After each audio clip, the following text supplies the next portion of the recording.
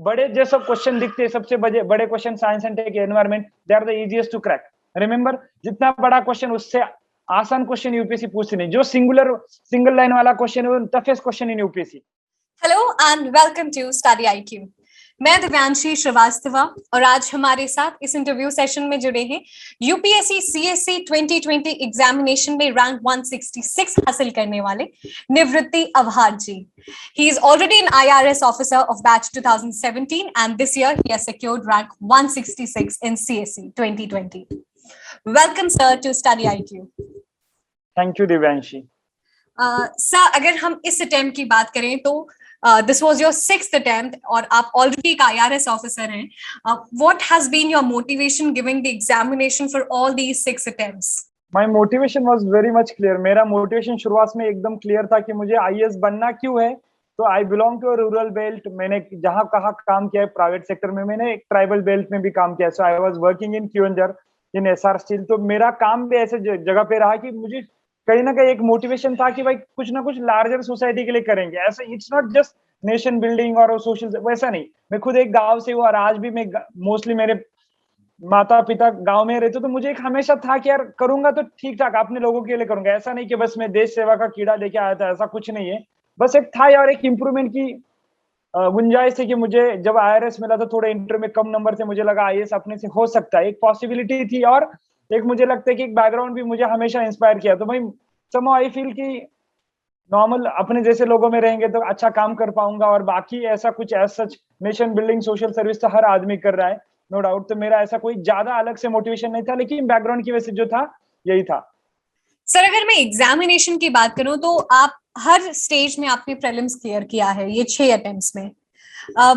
मैं आपकी स्ट्रैटेजी पहले जानना चाहती हूँ और फिर मैं प्रीलिम्स के बारे में हर डिटेल जानना चाहूंगी, क्योंकि प्रीलिम्स एक एंट्री पॉइंट है, लेकिन कहीं ना कहीं वो जो मेंस की तैयारी होती है उसमें प्रीलिम्स थोड़ा सा नेग्लेक्ट हो जाता है। उसे लगता है, लोगों को लगता है यस ये तो क्लियर हो ही जाएगा। तो मैंने जैसे आपको बताया कि 6 अटेम्प्ट तो हो ही गए, तो प्रीलिम मेरे लिए इतना टफ राउंड कभी नहीं रहा राइट फ्रॉम अटेम्प्ट 1। तो मैं पहला अटेम्प्ट में बहुत मिनिमम प्रिपरेशन था, मुझे ऐसा लगता है, फिर भी मैंने क्लियर किया था। तो कहीं ना कहीं कॉन्फिडेंस था कि अपना प्रीलिम अच्छा है, ऑब्जेक्टिव एप्टीट्यूड भी है। लेकिन मुझे लगता है ओवर द इयर्स मैंने अपनी स्ट्रेटेजी काफी फाइन ट्यून कर लिया। ऐसा नहीं कि एक ही दिन में मुझे सब नंबर आने लगे। तो फॉर योर इन्फॉर्मेशन, मैं 14-15 में एमपीएस स्टेट सर्विस की एग्जामिनेशन भी लिख चुका हूँ, तो पूरी ऑब्जेक्टिव एग्जाम भी थी। तो मुझे लगता है कि उसकी वजह से मेरा एक जो ऑब्जेक्टिव स्किल सेट था वो काफी इंप्रूव हो गया। तो एक तो वो बेनिफिट था ही मुझे। लेकिन बाद में मुझे जो पता चला कि यूपीएससी पेपर इतना टफ होता नहीं जितना बाहर के एकेडमी जहाँ लोग बताते हैं, जितना टफ बताया जाता है। मुझे एक स्ट्रेटेजी पता चली कि यार यूपीएससी में एक एलिमिनेशन करना बहुत आसान है। आप हर साल देख लो 10 क्वेश्चन में अपनी स्ट्रेटेजी सॉल्व करता था। इस साल भी किए है, इसके पहले भी किए। एक तो सिंपल चीज है यार, ओनली जैसे शब्द आते हैं, कोई एक्सट्रीम और there is no habitation in desert national park, इससे पता चलता है कि देयर इज नो। समझ रहे हैं ना, आई गेट इंट्यूशन कि यार नो कैसे हो सकता है ना। ये इंट्यूशन आना चाहिए आपको, इंट्यूशन डेवलप करना है प्रीलिम की प्रोसेस में। एक्सट्रीम वर्ड्स वाला चाहिए और जो से फैक्ट होते। कभी कभी एवरीवन नोस कि एनवायरमेंट एक टर्म है, ग्रीन क्लाइमेट फंड, जो 100 बिलियन यूएस डॉलर है, लेकिन वो यूपीएससी 1 लाख बिलियन डॉलर दे देगा, 1000 दे देगा। तो आपको ऐसे टर्म को देखना है। तो एक मुझे जो कहना है, प्रेजेंस ऑफ माइंड बहुत जरूरी है और वो डेवलप होता है आपके ये प्रैक्टिस। और वो प्रैक्टिस कहाँ से होती है? प्रीवियस ईयर यूपीएससी के जो पेपर है उसका काफी अच्छे से मैंने एनालिसिस किया। इंग्लिश में बताएंगे तो diligent analysis of previous year paper has been my strong point. है ना, मुझे आज भी लगता है, आप भी, I am not over confident, but कल बोलोगे कि भाई आप एग्जाम लिख लो, I will able to clear the exam. I don't know how, I am having that intuition. मैंने इंट्यूशन डेवलप किया है। स्ट्रेटेजी पढ़ाई तो सबने किया, आई एम नॉट डिनाइंग कि मैंने पढ़ाई नहीं, मैंने बहुत पढ़ाई की है। लक्ष्मीकांत इतनी बार जब पढ़ा है, मुझे तो लक्ष्मीकांत स्टार्ट टू एंड अभी भी याद होगा, इतने बार पढ़ाई, क्योंकि 6 साल में तो पढ़ाई पढ़ा है। बात वो नहीं है, पढ़ने के बाद भी मैंने एक स्ट्रेटेजी जो बनाई जिसकी वजह से मुझे 5-6 क्वेश्चन हमेशा अच्छे से अटेम्प्ट करने आते हैं। आर्ट एंड कल्चर हो, एनवायरमेंट हो, जो अलग अलग टाइप के क्वेश्चन है, मैं हमेशा अनकन्वेंशनल एरिया में आई एम क्वाइट कंफर्टेबल। भाई जिसको जो लोग मीडियल और आर्ट एंड कल्चर छोड़ते हो, मैं हमेशा वो टारगेट करूंगा, because that gives me edge over others. तो ये स्ट्रेटेजी रही है, analysis of previous year papers. Strategy by seeing the previous year paper से बन गई। और ऑप्शन कैसे देती है यूपीएससी? हमेशा एक ऑप्शन में ना यूपीएससी आपको डाउट दे देगी, और आपको वो डाउट समझ में आ गए तो यू आर डन। तो ऐसे हमेशा हर साल क्वेश्चन आएंगे। तो चांस कभी मिला तो मैं I will actually do live analysis of paper, करते क्या है। बाकी 40 क्वेश्चन तो पूरे इंडिया को आते हैं, लेकिन जो बचे हुए 15-20 क्वेश्चन सॉल्व करने कैसे, स्ट्रेटेजी, बस नॉलेज नहीं, बस स्ट्रैटेजी भी है। तो study plus approach has been my point in prelims. Sir अभी आपने जैसे मेंशन किया कि खाली 30-40 क्वेश्चन होते हैं जो आपको 100% श्योरिटी के साथ आते हैं, बाकी सब क्वेश्चंस में आपको एक डिलिजेंट गेसिंग, जैसे अभी आपने भी मेंशन किया, वो करना पड़ता है। सर मैं चाहती हूँ आप थोड़ा सा हाईलाइट करें और थोड़ा सा अपने एक्सपीरियंस से बताएं, क्योंकि ये जो फर्स्ट टाइमर्स हैं, जो फर्स्ट टाइम लिख रहे हैं, सेकेंड टाइम लिख रहे हैं, कैसे समझे ये? लोग क्या है ना, बहुत रिसोर्स के पीछे जा रहे हैं। करंट अफेयर्स के लिए इतने बुकलेट आ गए, इसके लिए इतने बुकलेट आ गए, लोग पागल हो गए basically. I call it just information overload. क्या हो रहा है, लोगों के पास इतना मटेरियल है टेलीग्राम पे, हर everyday there will be new notes, new paper. लेकिन दिक्कत क्या हो रही है, उसकी वजह से आप ना बेसिक भूल गए हो। लोगों ने फंडामेंटल्स करना ही छोड़ दिया है। Old NCERT of history is a gem. Medieval India का सतीश चंद्रा सर का जो बुक है, इट्स ऑसम रीड। कभी जाते नहीं आप और आपको हर क्रोनोलॉजी आनी चाहिए, नहीं आएगी ना। आप फंडामेंटल्स ही कर नहीं रहे हो। तो मुझे हमेशा लगता है कि जिसके फंडामेंटल हिस्ट्री जैसे सब्जेक्ट में अच्छे, भाई वो 20 क्वेश्चन तो सॉल्व ही कर लेगा। 20 से 17-18 बराबर आ जाएंगे, 15 आ जाएंगे, फिर भी आप प्रीलिम पास हो जाओगे ना। आप कट ऑफ देखोगे कितने 100 के अंदर आ रहा है कट ऑफ, देख रहे हो आप। और लोग तो पागल हो गए, इतने रिसोर्स आ गए, सीट्स कम हो गए। मुझे लगा सीट्स कम हो गए तो cut off will shoot to 110, और देखा तो 92 कट ऑफ है। आप देख रहे हो जनरल कैटेगरी का 92 कट ऑफ है। इसका मतलब absolutely you need to have 46-47 question correct, right. तो कहीं ना कहीं मुझे लगता है फंडामेंटल मिस हो गए लोगों के। बेसिक बुक्स बहुत जरूरी है रेफर करना, जैसे अभी आपने सब मेंशन किया। यस, लोग क्या है ना, हिस्ट्री के बहुत क्लासेस के नोट्स आ गए, लेकिन भाई सब कुछ है जो एनसीईआरटी से है, बेसिक एनसीईआरटी भूल गए। नए वाले एनसीईआरटी भी ठीक ठाक है, लेकिन मुझे लगता है ओल्ड वाले में कंटेंट भी बहुत अच्छा है और उसमें से क्वेश्चन भी काफी आते हैं। तो ओल्ड मिडिवल, ओल्ड एंशिएंट और ओल्ड मॉडर्न इंडिया बहुत अच्छे। उसके बाद स्पेक्ट्रम सब लोग पढ़ते, लेकिन उसमें भी आप प्रीवियस ईयर का अच्छे से एनालिसिस करोगे थे। There are chapters from 26 to 32, they are very important from the prelims perspective. और लास्ट वाला जो पार्ट है 40 pages of Spectrum, they are crucial for clearing the prelims. आप ये पार्ट क्यों भूल रहे? और जो मॉडर्न इंडिया के कुछ क्वेश्चन आ रहे, इस बार रखमाबाई केस आ गया या देशर का था, ये किसी को नहीं पता है। तो भाई ये क्वेश्चन आपका कंपटीशन डिटरमाइन ही नहीं कर रहा है ना। It is not part of your competition. Competition का जो पार्ट है स्पेक्ट्रम वाला, स्पेक्ट्रम वाले में आपकी एक्यूरेसी 95 है, 90 है, तो you are going to clear the prelims. ऐसा किसने बोला कि रखमाबाई केस का क्वेश्चन आपको आना ही चाहिए? Because it is beyond the purview of Spectrum, जो which is most popular source for modern India. उसके बाहर आते तो वैसे भी लोग इसको they will treat it as a tough paper. आप समझ रहे हो ना। तो ये वाली स्ट्रेटेजी बहुत जरूरी है। फंडामेंटल्स कर लो, हर सब्जेक्ट के लिए फंडामेंटल्स आर देयर, वो पढ़ लेना है। बाकी ज्यादा करंट विरंट, इतना लोग पागल हो गए कि विजन भी पढ़ना है, इनसाइड भी पढ़ना है, न्यूज़पेपर एनालिसिस भी देखना है। भाई लेकिन you are a human being, you are not a robot. हम भूल गए हो, इतना करंट जरूरी नहीं है। एक न्यूज़पेपर डिलीजेंटली आप फॉलो कर रहे हो, it becomes a part of your, I will say ritual of your UPSC preparation. लेकिन उसके बावजूद कोई भी एक करंट अफेयर का बुकलेट उठा और बस, इससे ज्यादा क्यों सिग्निफिकेंस दे रहे हो करंट अफेयर्स को? लोगों को लग रहा है कि पूरी यूपीएससी करंट बन गई।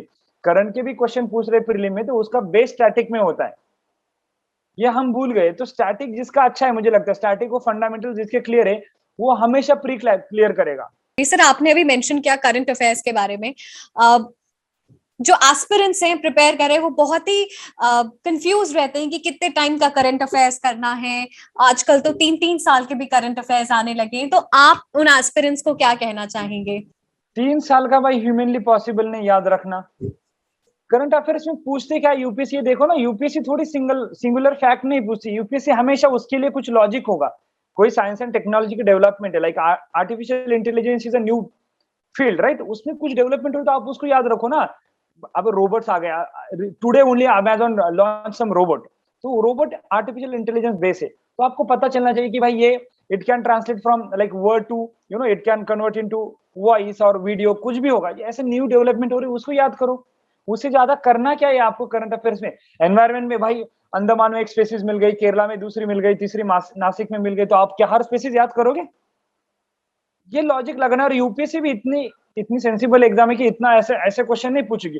आएगा but that will not become a part of your competition. मेरा सिंपल कहना है, there are 3 kind of question in prelims: question worthy to be skipped, question worthy to be attempted, and question worthy to be take risk, जिसमें elimination अपने techniques लगा सकते हो। वैसे कुछ क्वेश्चन होते हैं। कुछ क्वेश्चन है जो आपको सबको आने ही चाहिए, irrespective of your number of attempts, age, कुछ भी हो, एक्सपीरियंस। और तीसरे टाइप के क्वेश्चन है कि 10-12 क्वेश्चन जो आपको स्किप करने भी आने चाहिए। जिसको ये तीनों आ गए, they are going to clear prelim with ease. With ease I am saying, बहुत एफर्ट्स की भी जरूरत नहीं पड़ेगी आपको। फिर आपने प्रीवियस ईयर्स के पेपर्स एनालिसिस के लिए बहुत ही ज्यादा जोर डाला और डेफिनेटली बहुत जरूरी एग्जामिनेशन का पैटर्न समझने के लिए और कैसे यूपीएससी क्वेश्चन पूछता है।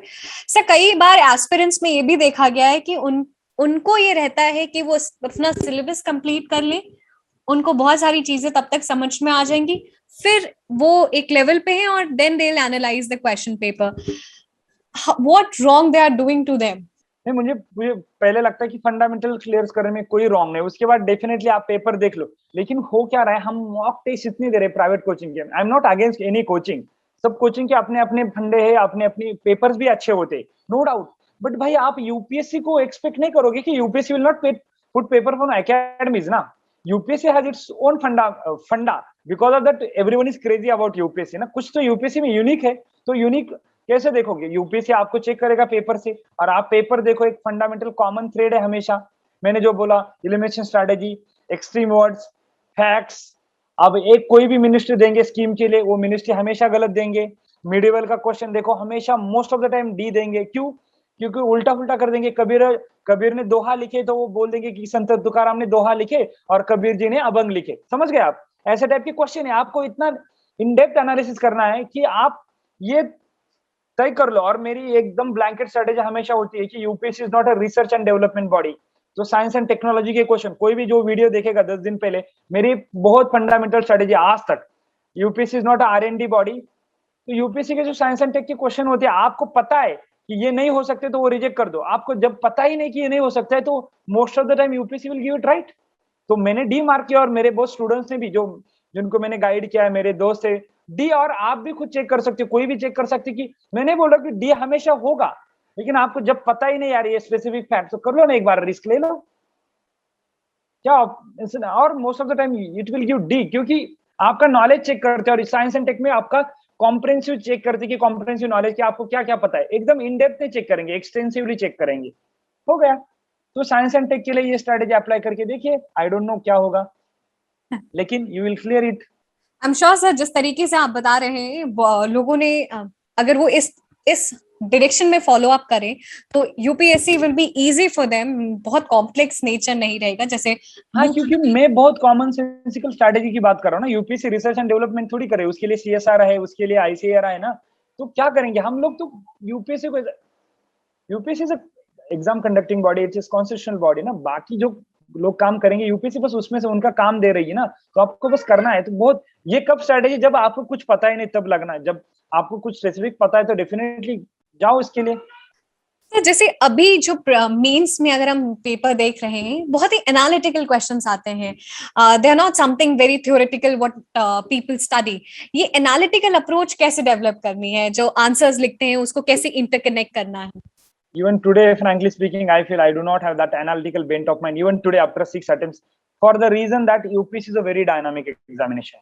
आप यूपीएससी को you cannot keep pace with UPSC. First of all, ये आपको ध्यान रखना है। लेकिन फिर भी एक इंटेंजिबल स्किल सेट आप बिल्ड कर ही सकते हो। पेपर 1 का कैसे क्वेश्चन है? पेपर 1 जिसका स्टैटिक नॉलेज अच्छा है, हिस्ट्री ज्योग्राफी, वो क्लियर करेगा अच्छे से। पेपर 2 के लिए आप जिसका पॉलिटिकल नॉलेज मीन्स हर कॉन्स्टिट्यूशनल पोजीशन हो या बॉडी हो, उनके लिए कोई जजमेंट से, कोई रिकमेंडेशन सरकार या कमीशन, एनसीआरडब्ल्यूसी कमीशन होगा या फिर सेकंड ईयर से, तो उनको आपको पता है कि लिखना क्या है। तो ये मुझे लगता है कि 2-4 अटेम्प्ट के बाद इतने लगने नहीं चाहिए किसी को, लेकिन लग गए। जिसको लग गए तो उसको पता चल जाता है कि पेपर 2 की लैंग्वेज क्या है। हर पेपर की अपनी की यूनिक वोकैबुलरी। पेपर 2 की क्या लैंग्वेज है? जजमेंट आने चाहिए, फंडामेंटल राइट्स आने चाहिए, आर्टिकल्स आने चाहिए, कमिटीज का रिकमेंडेशन आना चाहिए, और एक वे फॉरवर्ड आना चाहिए। भाई criminalisation of politics is a big concern. ये तो प्रॉब्लम दिया ना, लेकिन सोल्यूशन क्या दोगे आप? You should go beyond that problem ना। मनी पावर, मसल पावर सब लिखेगा। आप बोलो ना भाई पूरी पॉलिटिकल सिस्टम सुधार दो, इनर पार्टी डेमोक्रेसी लाओ, इलेक्शन कमीशन ऑफ इंडिया के पावर बढ़ाओ, उनका इंडिपेंडेंस और बढ़ाओ, bring more credibility with technological application in election. तो ये थोड़ा गो बियॉन्ड दिस ना। थोड़ा एनालिटिकल माइंड तब कब डेवलप होगा? इसके लिए पढ़ो, अच्छे से न्यूज़पेपर पढ़ो, योजना पढ़ो। योजना इतने अच्छे लोग लिखते, इंडिया के टॉप एक्सपर्ट्स लिखते। योजना पढ़ो, it's very worth reading magazine. और हिंदू के राइटर देखो, एक्सप्रेस के राइटर देखो, कितना अच्छे लिखते हैं। उसमें से क्या लेना है? उनकी लैंग्वेज नहीं लेना है, उनकी अंडरस्टैंडिंग लेना है, उनकी कंसेप्चुअल क्लैरिटी। वो अपने आर्ग्यूमेंट कैसे देते, प्रो कॉन्स। भाई सी राजमोहन जब लिखते आईआर का आर्टिकल, तो इंडिया अफगानिस्तान इंस्टीट्यूट चल रहा है, कैसे एंगल में बाकी कंट्री का क्या कॉन्ट्रीब्यूशन होगा। तो ये एक पर्सपेक्टिव आपको न्यूज़पेपर रीडिंग से आएगा। मुझे लगता है कि चलो न्यूज़पेपर एनालिसिस से आपको क्या पता चलेगा, फैक्चुअल डेटा पता चलेगा, मेंस का राइट आंसर भी पता चलेगा, लेकिन जो इंटेंजिबल स्किल सेट जो आप बोल रही है कि यूपीएससी हमेशा चेंज करे, कैसे आएगा? ओरिजिनल मटेरियल पढ़ने की आदत लगाओ, थोड़ा टाइम लगेगा। मैं आज भी बोलता हूँ, मुझे 1.5 घंटे से पहले मेरा न्यूज़पेपर नहीं खत्म हो सकता जब मैं अच्छे से पढ़ूंगा, क्योंकि इट्स ऑलवेज वर्थ रीडिंग। और हर newspaper article itself is knowledge accretion process है इसके लिए। वो कुछ ना कुछ ऐड देके और ऐसे चीजें पढ़ो कि भाई जो आप डिसाइड करो कि ये मैंने पढ़ा है तो ये नॉलेज के लिए नहीं पढ़ा, ये मेरे यूपीएससी के कोई ना कोई आंसर में डालूंगा। समझ रहे हो आप? मैंने ह्यूरे बाजार का केस स्टडी इस बार किया था, तो मैंने ये डिसाइड किया था कि कोई भी सोशल जस्टिस वाला आएगा या विलेज डेवलपमेंट में आएगा रूल, तो मैं डालूंगा। और इस बार फॉर्चुनेटली एक ऐसे था जिसमें सोशल जस्टिस इकोनॉमिक प्रॉस्पेरिटी आया था, क्योंकि it is a rags to richest story. हर आदमी के वहां per capita income is more than lakh, और इट्स अ स्मॉल विलेज। समझ गए ना? हमेशा धारावी का केस स्टडी, ऐसे जो फेमस केस स्टडी वो करके रखो। इवन एग्जामिनर को भी पता होगा ना, जो पेपर चेक कर रहे हैं उनको भी पता है कि धारावी कहाँ है, ह्यूरे बाजार इतना पॉपुलर मॉडल है, या अन्ना हजारे ऐसे लोग, डॉक्टर एपीजे अब्दुल कलाम, इनके ऐसे स्पेसिफिक केस स्टडी भी करके रखो। लेकिन ये जो आप बोल रहे हैं एनालिटिकल के लिए न्यूज़पेपर अच्छे से पढ़ने चाहिए। Don't just follow this spoon feeding वाला प्रोसेस ना भाई, इतने क्लासेस बम्बार्ड कर रहे हैं लेकिन उसमें से एब्जॉर्ब क्या कर रहे हो ना, इट्स एसिमुलेशन प्रोसेस। उसके लिए आप ओरिजिनल कंटेंट पे जाओ, तब मुझे लगता है कि you can ace the exam easily. जिस तरीके से आपने समझाया, I guess it's going to be very helpful to people, और बहुत ही इजी अप्रोच के साथ वो examination follow I hope so. Sir, coming to the end of the session, कुछ फाइनल टिप्स आप देना चाहें जो भी एस्पिरेंट्स अभी प्रीलिम्स लिखने वाले हैं, prelims 2021? Specific in the short term जो प्रीलिम लिख रहे हैं उनके लिए बस एक ही मंत्र है, रिवीजन। और दूसरी चीज है, कुछ भी हो जाए भाई, मैंने इतनी पढ़ाई की कि भाई मेरे से अच्छा कोई बंदा है ही नहीं उस क्लासरूम में, क्योंकि वही कॉन्फिडेंस रखोगे तब आप क्लियर करोगे। अदरवाइज आप सोचोगे 5 लाख लोग अपियर हो गए और 10,000 ही सिलेक्ट होने, तो वो सोचोगे तो कभी क्लियर नहीं करोगे। तो फुल वो 2 घंटे में सबसे ज्यादा कॉन्फिडेंस रखना है। और दूसरी चीज, आप तो रिवाइज कर ही रहे हो और ज्यादा सोचना नहीं है। कोई भी क्वेश्चन को 1 मिनट से ज्यादा टाइम देना नहीं है। और मैंने जो कि बताया है कि 10 दिन में प्रीवियस ईयर एनालिसिस करना ही करना है, और सीसेट नेग्लेक्ट करना नहीं। बहुत बहुत अच्छे इंजीनियर, हमारे जैसे इंजीनियर भी बॉर्डर पे पास होने लगे, क्योंकि सीसेट सही में डिफिकल्ट हो रहा है और हम लोग प्रैक्टिस नहीं कर रहे। हम लोग जीएस को जितना टाइम देते उससे 1/10 भी टाइम नहीं दे पा रहे। ये अपना ड्रॉबैक है, वो सुधार लेना। 10 दिन में कुछ सुधार नहीं पाओगे, लेकिन सीसेट नेग्लेक्ट मत करना, कॉन्फिडेंस बिल्ड कर लेना है। रिविजन तक कर ही रहे हो, और 2 घंटे में कितना भी टफ पेपर आए, अपने से अच्छा कोई नहीं। वो जो है, कौन सा सीरीज का नाम नहीं याद आ रहा है मुझे, अपुनी भगवान है टाइप का, उस 2 घंटे के लिए। बाकी बात उसने, you may call it as courage, you may call it as overconfidence, you may call it as what you want to call it as, but that is needed, because भाई मैंने सब बुक्स पढ़े यूपीएससी के, उसके बावजूद भी मुझे नहीं आ रहा, तो इंडिया में सभी किसी को नहीं आ रहा। ये कॉन्फिडेंस डेवलप करोगे तो आप वो क्वेश्चन स्किप करोगे या फिर कुछ ना कुछ तुक्का मार के आगे जाओगे। लेकिन 1 मिनट से ज्यादा टाइम दोगे तो नेक्स्ट क्वेश्चन पे आपका इम्पैक्ट होगा, फिर that will have a spiral effect, और आपके हर क्वेश्चन गलत होने के चांसेस है। इसलिए क्या है, ब्रेक देने के लिए स्किप करो या जल्दी से जल्दी कुछ भी एक गेस मार और निकल जाओ, ये मुझे लगता है। और 100 क्वेश्चन देखने ही देखने हैं, उसके लिए कोई ऑप्शन नहीं सर, टाइम नहीं मिला, 3 राउंड नहीं हुए, 1 राउंड में कर लो, लेकिन 100 क्वेश्चन को जस्टिस दे दो। बड़े जो सब क्वेश्चन दिखते हैं, सबसे बड़े question science and tech, environment, they are the easiest to crack. Remember, जितना बड़ा क्वेश्चन उससे आसान क्वेश्चन यूपीएससी पूछती नहीं। जो सिंगल लाइन वाला क्वेश्चन है वो टफेस्ट क्वेश्चन इन यूपीएससी। भाई बताओ, एनएमआईजेड इंडिया में कहाँ शुरू हो गया? बताओ, किसको पता होगा? Which is the largest tiger reserve और क्रिटिकल वाइल्ड लाइफ हैबिट? नहीं पता है ना। जब फैक्चुअल आपने पढ़ा नहीं होगा तो कभी नहीं। लेकिन 4 ऑप्शन जब देंगे, नेशनल पार्क, उन्होंने डेजर्ट नेशनल पार्क के बारे में 3 ऑप्शन देते, बहुत आसान थे, उसमें से एक एलिमेंट कर लिया, आंसर आ गया। तो जितना बड़ा क्वेश्चन उतना आसान क्वेश्चन है, ध्यान रखो। और जितना सिंगुलर फैक्ट पूछेंगे उतना टफ क्वेश्चन टू क्रैक। वो क्वेश्चन तो आप स्किप भी कर सकते हो, आप इफ आपको नॉलेज नहीं उसके बारे में। तो मुझे लगता है यही बेसिक टिप्स है, और बाकी तो है ही है। Thank you so much, sir, for joining us in this interview session, guiding a lot of aspirants with their dilemmas and taking them in the right direction of the preparation. Thank you so much, and we wish you all the very best and good health.